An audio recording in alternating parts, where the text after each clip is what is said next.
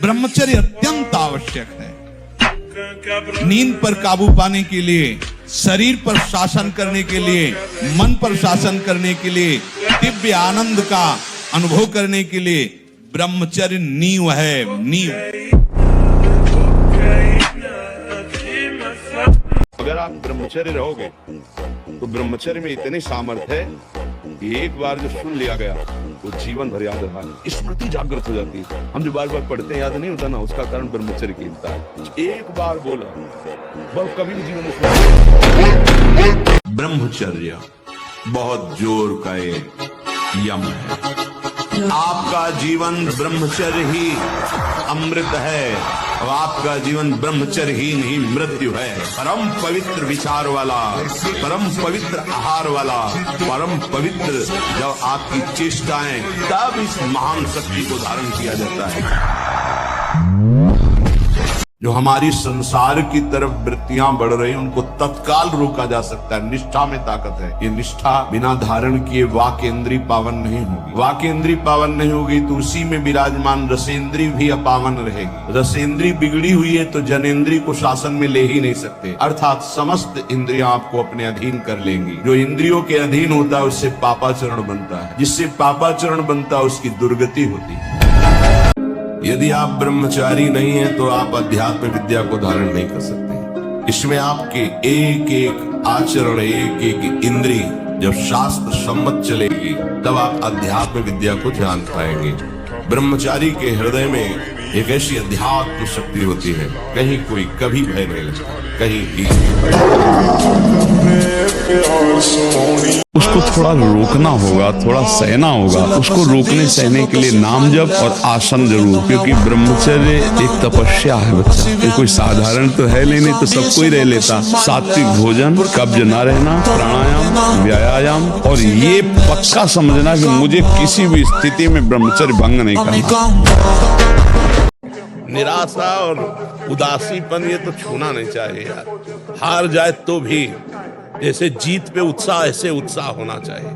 आज हार गए लेकिन कल हम विजय प्राप्त। तपस्वी उपासक को चाहिए स्त्री के रूप की तरफ, उसके हास्य की तरफ, उसके मधुवचन की तरफ, उनके हाव भाव की तरफ ना देखे, न चिंतन करे। ब्रह्मचर्य व्रत में रत रहने वालों को अत्यंत सावधानी पूर्वक अपनी इंद्रियों को दर्शन, संभाषण, चिंतन से बचाना है। वो हरी हरी घास खा रहा पंखा के नीचे है, वो समझ रहा मैं बड़ी मौज में नहीं, अगला नंबर तुम्हारा है। ये कसाई वाला है काल का कसाई वाला, सब काटे जाओ। अब कलयुग का प्रभाव बढ़ता जा रहा है। बोलेगा शास्त्र वास्त्र कुछ तुम्हारे कहने से होगा। देखो अभी आप खड़े हो, हमें माँ बहनों की गालियां दो तो हम हाथ जोड़ेंगे और अंदर से सोचेंगे प्रभु हमारे धैर्य की परीक्षा दे रहे, मुस्कुरा देंगे। तो आपको लगेगा मैं बाबा को दबा के चला गया। दुखिया को न सताइए, दुखिया देगा रोए, और जिस दिन दुखिया के मुखिया सुने तो तेरी गति क्या हो। सावधान, थोड़ी थोड़ी आंख खुलने लगी आपकी। अब ऐसा प्रमाद मत करना कि फिर सो जाओ, नहीं, अभी पूरा जगो। और जाग गए तब सोना क्या, समझ गए तो रोना क्या। अब आप लोग इस लाइन पे आ रहे हैं, ये जग जामिनी जाग। जब संसार सोता है तो उपासक रोता है। 2-4-10 माला चला लेना, घंटा 2 घंटा साधना कर लेना, और इसके बाद विषयों का बैलेंस बनाकर मन को थामे रहना, ये चलता रहता है। लेकिन मन को निर्विषय करके सच्चिदानंद में एकाकार बुद्धि तदाकार तन्मयता, लाखों भक्तों में कोई एक, लाखों साधकों में कोई एक। 1000 बार परास्त होने पर भी हमारा वो उदासीपन नहीं आना चाहिए, निराश नहीं होना चाहिए। चूक गए, इस बार भी चूक गए, निराशा नहीं आनी चाहिए अंतिम श्वास तक, क्योंकि युद्ध किसी साधारण से नहीं हो रहा। प्रद्युम्न कौन है? साक्षात काम भगवान के पुत्र रूप में। आगे बढ़ेंगे, रोनेंगे हम हरि कोई पराजित हो जाता है, इतना निराश हो जाता है, ऐसा क्यों हो रहा है? पराजय कोई बड़ी बात है? अगर जय है तो पराजय भी है, दिन है तो रात भी है, हमें दोनों को बराबर निपटना है। सुख दुखे समे कृत्वा लाभा लाभो जया जयो। जय और पराजय, सुख और दुख और लाभान, दोनों में हम समान रह करके अपने कर्तव्य का पालन करते हुए कभी निराश और उदास और हताश नहीं होंगे। हम राष्ट्र सेवा करेंगे, समाज सेवा करेंगे, भगवत सेवा करेंगे। हम भगवान के अंश हैं। एक बार हारेंगे, दूसरी बार ऐसे पैर जमाएंगे कि हम आगे निकलेंगे। यदि ये स्मृति में आपके है कि नाम चल रहा है, रूप चल रहा है, ये छूटे ना तो आप क्रोध को सह जाएंगे। और यदि स्मृति चल रही कि सामने वाला जो हमें क्रोध दिलाने की चेष्टा कर रहा है मेरा प्रीतम ही है, तो आप क्रोध पर विजय प्राप्त। और क्रोध का प्रभाव है कि वो स्मृति को नष्ट करता है। अगर ये दोनों प्रकार की स्मृति में चूक हो गई तो फिर बुद्धि हमारी पतित हो जाएगी और हमसे ऐसे आचरण, ऐसी वाणी, ऐसा संकल्प बनने लगेगा जो हमारे साधन भाव को लुप्त कर देगा। इसे ब्रह्मचर्य रहना, उसे नित्य सत्संग सुनना चाहिए। सत्संग ही एक ऐसा है जो तुम्हें उठा सकता है। संसार में आज तक किसी की भी उन्नति हुई है तो उसे सत्संगी कहते हैं। और ब्रह्मचर्य रहने के लिए कम से कम 2 बार सर्वांग स्नान अत्यंत आवश्यक है। उससे ब्रह्मचर्य को सहायता मिलती, शरीर की गर्मी नष्ट होती है और हमारे भाव में भी पवित्रता आती है। तुमसे जो गलती हो उसको होने दो, बस रोक लो, हस्त क्रिया मत करना। हस्त क्रिया मतलब समझ गए ना, हस्त मैथुन मत करना और नाम जप करो। और जो हो रहा है तुम बिल्कुल ऐसे समझो कि बाबा ने पूरा ठेका ले लिया, अब हमको कोई चिंता नहीं। आज से तुम देखना आपका परिवर्तन। और पर कोई काम करो, 2-4 घंटे का काम करो, कोई भी काम करो। तुम इतने मजबूत बनो कि कोई भी बुराई तुम्हारे हृदय में प्रवेश न करे, कोई भी तुम्हें बुरा न दिखाई दे और तुम सब में भगवान को देखकर इस माया पर विजय प्राप्त करो। कोई भी बुरा हमको दिखे ना और कोई भी बुराई हमको परास्त न कर पावे, कोई भी दुख हमारी प्रसन्नता को न छुपाए, क्योंकि सर्वम खलमिदम ब्रह्म, सब जगह वही विराजमान है। कौन बुरा है? सच्चा ज्ञान, सच्ची अच्छाई तो यही है ना कि बुरे में भी मुझे धोखेबाज को देखें, इसको सुधार लो, सब सुधर जाएगा। हारना किसी को पसंद नहीं, किसको अच्छा लगता है हारना? तो फिर अभ्यास में प्रमाद क्यों किया? फेल होना अच्छा नहीं लगता तो पास होने के लिए पूरे ग्रंथ को अपनी स्मृति में बसा लो। सारी सामर्थ्य आपके अंदर, पर पढ़ने में मन नहीं लगता, भोग विलासिता, गंदी आदतें, तो स्मृति खत्म हो गई। अब क्या करोगे? तुम्हारे शरीर में अगर ब्रह्मचर्य है, तुम्हारे शरीर में अगर व्यायाम की स्फूर्ति है और अभ्यास है, तो किसी भी मार्ग में जाओ, विजयी ही विजयी रहोगे। आप किसी भी तरह अपने ब्रह्मचर्य के नाम बने। इसलिए बहुत सावधान रहिए, अपने कान को संभालिए, जबान को संभालिए, नेत्रों को संभालिए। इन 3 से ही साधना बनती है और बिगड़ती है। नेत्र गलत देखेंगे, जबान गलत बोलेगी, कान गलत सुनेंगे तो आपका गलत चिंतन होगा, गलत क्रियाएं होंगी। और आप सत्य सुनोगे तो सत्य भगवान की प्राप्ति कराता है। मैं सूक्ष्मता से देखता हूं कहां से गिरा, क्यों गिरा, कौन सी ऐसी चूक हुई जो मुझे गिरा दिया। अच्छा, हमें लगता है हमारा खान पान बिगड़ा, मुझे लगता है कि ऐसा मेरा चिंतन छूटा, नहीं छूटने देंगे, नहीं खाएंगे, ऐसी वस्तु नहीं देखेंगे, फिर आगे बढ़ते। अगर फिर फिसलते हैं, फिर हम सावधान, अंतिम समय तक हम यही लड़ाई लड़ेंगे। एक गंभीर स्वभाव बनाओ, एक उत्तम विचार बनाओ, एक उत्तम कार्यरत रहो। तुम्हें देखो अभी जीवन में चमत्कार आ जाएगा। बात समझो, ये बाहरी आशीर्वाद से कुछ नहीं होता।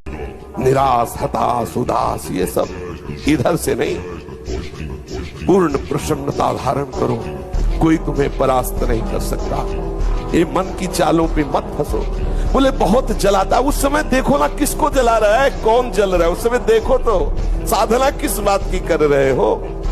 मनमानी आचरण करने के कारण, ब्रह्मचर्य ना रहने के कारण छोटे छोटे अवस्थाओं में बहुत ही दयनीय दशा है शरीर की, बुद्धि की, मानसिकता की। जब तक पाणी ग्रहण नहीं तब तक ब्रह्मचर्य का विधान शास्त्रीय विधान है, तभी गृहस्थ धर्म उनका बहुत सुंदर होता है।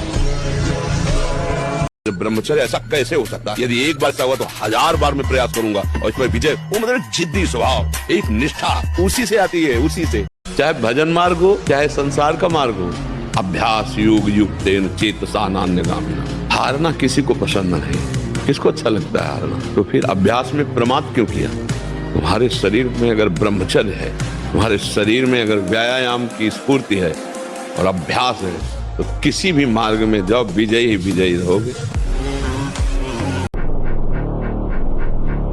संयम एक बहुत बड़ी सामर्थ है।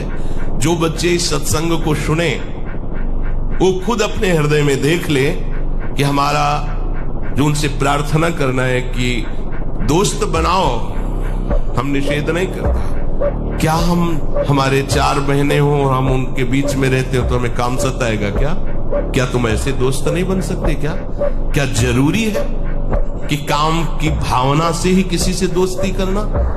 जब ब्याह हो जाए, सदगृहस्थ बन जाओ, तब भगवान को प्रणाम करके गृहस्थ धर्म रूपी पूजा करो, कोई परेशानी नहीं। जितना अधिक पुष्ट ब्रह्मचर्य होगा, विष चला जाए तो वो भी उसको मार नहीं सकता, इतनी क्षमता ब्रह्मचर्य में है। विष को पचा डालो, भोजन की क्या बात। तुम इतने मजबूत बनो कि कोई भी बुराई तुम्हारे हृदय में प्रवेश न करे, कोई भी तुम्हें बुरा न दिखाई दे, और तुम सब में भगवान को देखकर इस माया पर विजय प्राप्त करो। कोई भी बुरा हमको दिखे ना, और कोई भी बुराई हमको परास्त न कर पावे। किसी से लड़ना तो पहले थोड़ा दूध पियो, घी खाओ, दंड बैठक मारो, संयम से रहो, थोड़ा पावर बनाओ, पहले नाम बल एकत्रित करो, थोड़ा नाम जप करो, फिर देखो ऐसा चाटा मन को मारेगा नाम की अपने आप लाइन पे चलने लगेगा। कोई संशय नहीं, कोई किसी भी तरह का विघ्न। मैं तुम्हारा हूँ, तुम्हारा ही रहूंगा, कभी उफ नहीं करूंगा। करो, आप कर लो, रौंद लो जितना रौंदना चाहो प्यारे। हम आपसे प्यार करते हैं, कभी ना आपसे सिकवा करेंगे न किसी से सिकवा करेंगे। मैं आपका नए साल में अगर नियम लेना है तो यही लो कि आज के बाद मैं कभी शराब नहीं पीऊंगा, मांस नहीं खाऊंगा, और ना किसी माता बहन की तरफ गंदी बात करूंगा, गंदी दृष्टि देखूंगा। अपने कर्तव्य का पालन करूंगा और इसी जन्म में भगवान को रिझा लूंगा। नाम जप करते हुए भगवत प्राप्ति करूंगा। हमारा तो यही संदेश है। ब्रह्मचर्य धारण करने वाले कोई बादाम, हलवा, घी की जरूरत ही नहीं। बिल्कुल सच्ची बात है। जैसे तप्त भूमि में पैर कैसे पड़ता है, ऐसी बिजली रहती है ब्रह्मचारी के अंदर। बिजली 60 किलोमीटर बिना विश्राम किए चलते देखा है। जिनके दिमाग में बैठा हुआ है कि अंडे खाने से बल बढ़ता है, मांस खाने से बल, भूल जाओ। अगर हमारा विचार ठीक है, हमारा संयम ठीक है, तो हम नमक रोटी खाकर परास्त कर सकते हैं किसी को।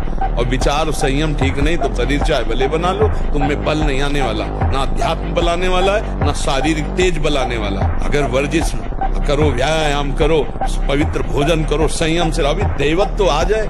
ये बिल्कुल छोड़ दो। किसी को ये समझ में आता हो मांस बल देता है तो भूल जाना, तुम्हारे पुण्यों का नाश करके तुम्हारी दुर्गति करा देगा। जो इस भाव में है ना, जीव जंतुओं को ऐसे रांध के खाते हैं, दुर्गति का। अब एकाग्रता के लिए पावर चाहिए, अभ्यास का और ब्रह्मचर्य का भी। अभी आप 1 साल ब्रह्मचर्य रहिए, आप फिर देखिए आपके विचार कैसे होते हैं, आपके शरीर में कैसी ऊर्जा होती है, आपका प्रतिज्ञा, आपके वचन, आपकी चेष्टा, आपकी क्रियाएं कितनी मतलब पवित्र। और जब ब्रह्मचर्य, ऐसा कैसे हो सकता है? बल है ना, अध्यात्म बल, शारीरिक बल की बात नहीं कहते। ऐसा कैसे हो सकता है? यदि एक बार ऐसा हुआ तो 1000 बार मैं प्रयास करूंगा और इस पर विजय। वो मतलब एक जिद्दी स्वभाव, एक निष्ठा उसी से आती है, उसी से। पहले खेती जोतते थे ना किसान, एक कार वाला होता था और पूरे खेत को उसी से जोतला है, बलवान होते। 2 लीटर मठा और 8 रोटी पाए, बैल की जैसी ताकत। अगर बैल को नाक पकड़ के रोक ले तो वो वही खड़ा हो जाए।